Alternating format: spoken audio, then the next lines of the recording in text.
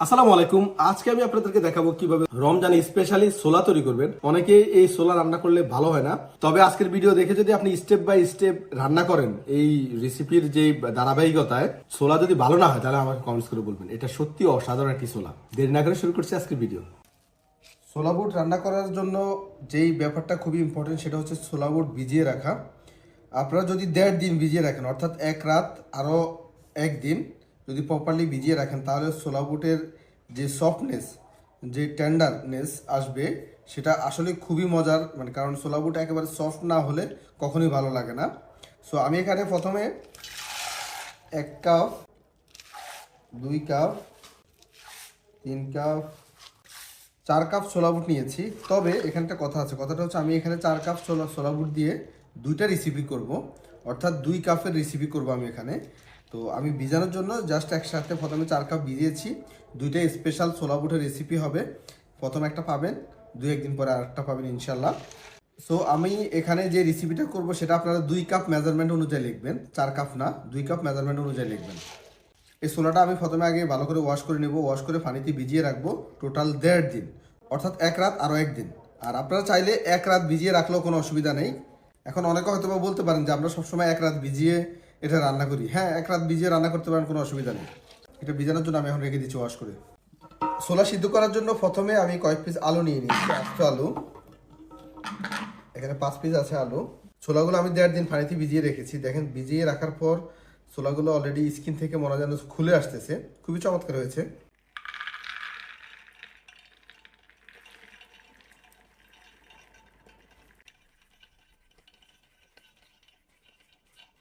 Pressure কুকারে নেওয়ার পর তারপর দিয়ে দিচ্ছি 3-4 পিস তেজপাতা, 1 পিস দারচিনি, 4-5 পিস লং, 5-6 পিস এলাচি। তারপর দিচ্ছি লবণ। লবণ দিচ্ছি 1 টেবিল স্পুন, 2 টেবিল স্পুন। প্রতি 2 কাপ ছোলার জন্য 1 টেবিল স্পুন লবণ দিলেই চলবে, তবে এটা ভিজানোর পরে, ভিজানোর আগে না। আর হলুদের গুঁড়া দিচ্ছি 1 টি-স্পুন। এখন আপনাদের অনেকেরই কালো ছোলা পছন্দ, একেবারে কালো হয়ে যায় ছোলা রান্নার পরে। সেটা যদি পছন্দ করেন সেক্ষেত্রে হলুদের গুঁড়া দিবেন 1/2 টেবিল স্পুন বা একটু 1/2 টেবিল স্পুন থেকে একটু বেশি। হলুদের গুঁড়া যখন আপনার দিয়ে সিদ্ধ করবেন তখন ছোলাটা অটোমেটিক কালো হয়ে যাবে। তারপর পানি দিয়ে দিচ্ছি, আমি একটু মেপে দিচ্ছি যাতে আপনাদের জন্য সুবিধা হয়। পানি দিয়ে দিচ্ছি 1 কাপ, 2 কাপ। পানি বেশি দেবো না, কারণ এখানে আমি প্রেসার কুকারে স্টিম করব, আর ভিতর থেকে অতিরিক্ত পানি দিলে প্রেসার কুকারের উপর দিয়ে পানি পড়ে যাবে, এই জন্য পানি কম দিয়েছি। আমি এখন এটাকে প্রপারলি সিদ্ধ করে নেব। সিদ্ধ করার জন্য আমি আপনাদেরকে সাজেস্ট করব অন্তত 8 থেকে 10 বার প্রেসার কুকারে যখন ডাক দিবে তারপর আপনার ছোলাটা খুলবেন। ছোলাটা একেবারে নরম করে নেবেন, তা না হলে কিন্তু ছোলা রান্না ভালো হবে না।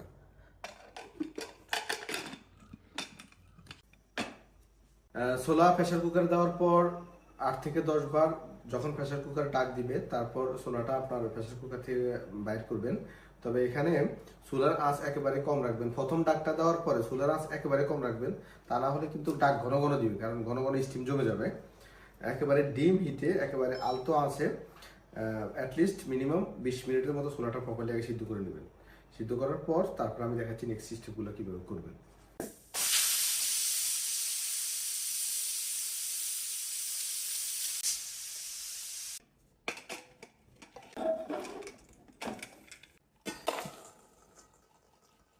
দেখেন, কোনো পানি নাই।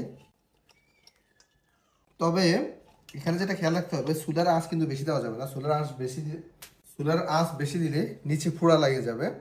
আর এই যে দেখেন, মশলাতে আপনার মশলার যে ছোলা যে পানিটা ছিল সে পানিটা সম্পূর্ণ ছোলা টেনে নিয়েছে, যার কারণে ছোলা একেবারে পুরো পারফেক্টলি আপনার সিদ্ধ হয়েছে। আর ছোলাতে এক্সট্রা যে গ্রানটা মশলা, সেই গ্রানটা প্রপারলি চলে গেছে। এই ছোলা আপনি এমনিতেই খেতে পারবেন, এটা রান্না করা লাগবে না, টেস্ট অন্যরকম। তো এখন আমি এই ছোলার মশলা বানাবো। তবে এখানে অর্ধেক ছোলা আমি আলাদা করে রাখতেছি, আর অর্ধেক ছোলা আমি এই রেসিপিতে দেখাচ্ছি, কারণ নেক্সট আরেকটা ভিডিওতে আপনার সেম অর্ধেক ছোলা দিয়ে আমি আরেকটা রেসিপি দেখাবো, আরেকটা এক্সেপশনালভাবে। দুইটা খুবই সহজ রেসিপি এবং খুবই এনজয় করতে পারবেন। দুইটাই শিখে রাখেন, কাজে লাগবে। তারপর আমি বেরেস্তা করেছিলাম এর আগে ছোলার জন্য। বেরেস্তার তেল দিচ্ছি 1/2 কাপ। ছোলাতে অবশ্যই বেরেস্তা বেশি দিবেন, তাহলে ছোলার টেস্টটা ভালো আসবে। কাঁচা পেঁয়াজ দিচ্ছি 1 কাপের মতো। এই কাঁচা পেঁয়াজের সাথে দিচ্ছি কয়েক পিস কাঁচামরিচ। কাঁচামরিচ আপনি কম বেশি করে দিতে পারেন যতটুকু আপনি স্পাইসি পছন্দ করেন। যেহেতু আমি এখানে বেরেস্তা ইউজ করব, এই জন্য এই পেঁয়াজটা কিন্তু বেশি ভুনতে হবে না, খুবই কম ভুনে নিতে হবে।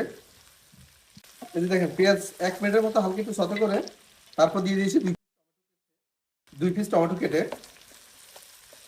এখানে কিন্তু এক্সট্রা কোনো লবণ দেওয়ার প্রয়োজন নেই, দিলে অল্প একটু দিতে পারেন, কারণ ছোলাতে যথেষ্ট পরিমাণ লবণ আছে। আর ছোলা যখনই সিদ্ধ করবেন 2 কাপ ছোলার সাথে 1 টেবিল স্পুন লবণ দিলে পারফেক্ট হবে। তারপর দিচ্ছি 1/2 টেবিল স্পুন মরিচের গুঁড়া। এটা বেশি দেওয়া যাবে না, কারণ এই ছোলাটা একটু হালকা আপনার কি বলে টমেটোর টক এবং একটু হালকা সুইটনেস থাকবে, এটা বেশি একটা স্পাইসি না।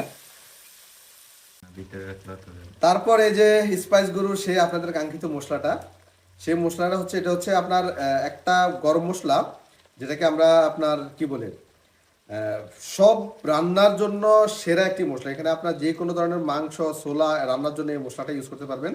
এটা স্পাইস গুঁড়োর পেজে পেয়ে যাবেন, আমি কমেন্টে এবং ডিসক্রিপশনে স্পাইস গুঁড়োর লিঙ্ক দিয়ে দেবো। এই মশলাটা দিলে আপনার আলাদা আর কোনো মশলার ইউজ করার প্রয়োজন হবে না। এটা দিচ্ছি আমি 1 টেবিল স্পুন, 2 টেবিল স্পুন। এটা তো আমার হাতে বানানো মশলা, আপনারা জানেনই, এটার টেস্ট কিন্তু কোনো রকম। এটা হচ্ছে কি বলে এক্সেপশনাল একটা মশলা। তারপর ওই ছোলাগুলো থেকে অর্ধেক ছোলা আমি দিয়ে দিচ্ছি।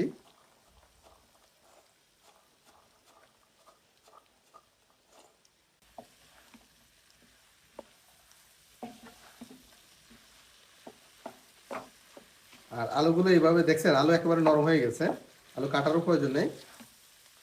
আর এখানে দিয়ে দিবেন অল্প একটু বিট লবণ।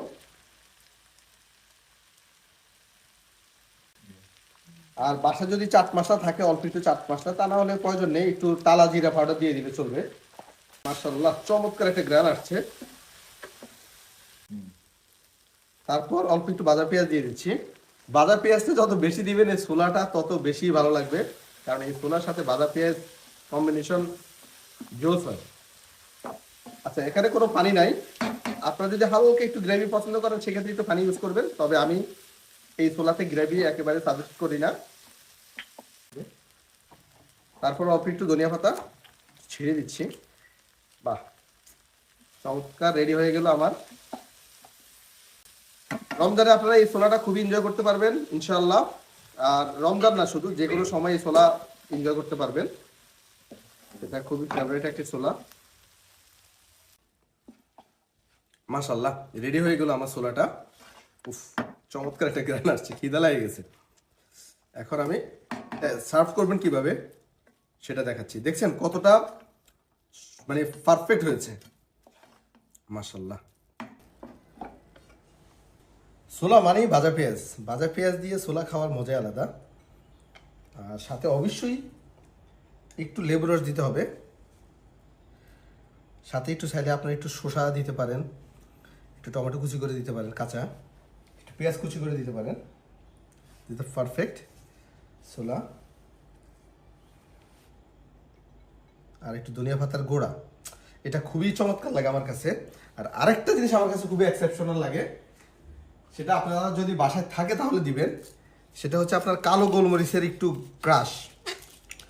এই কালো গোলমরিচ একটু জাস্ট ক্রাশ করে দিবেন, এটা দাঁতের নিচে পড়লে এত চমৎকার লাগে, অস্থির। সো রেডি হয়ে গেল আমার স্পেশাল ছোলা।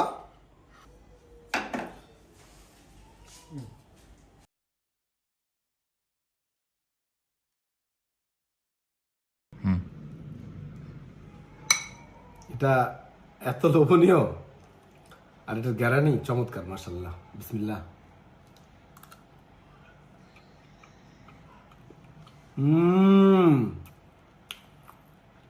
বিশ্বাস করেন, জাস্ট এইভাবে একবার রান্না করে দেখেন, সময় কম লাগবে এবং ঝামেলাও কম। প্রেশার কুকারে প্রপারলি প্রসেস করে নেবেন, সেই টেস্ট খুবই এনজয় করতে পারবেন। আমি তো মানে মুড়ি ছাড়াই ছোলা, শুধু ছোলাই খেতে পারবো, আমার কাছে খুব ভালো লাগে। আজকের ভিডিও এই পর্যন্তই। আমার জন্য দোয়া করবেন, আরও ইন্টারেস্টিং ভিডিও যাতে আপনাদেরকে উপহার দিতে পারি। আল্লাহ হাফেজ।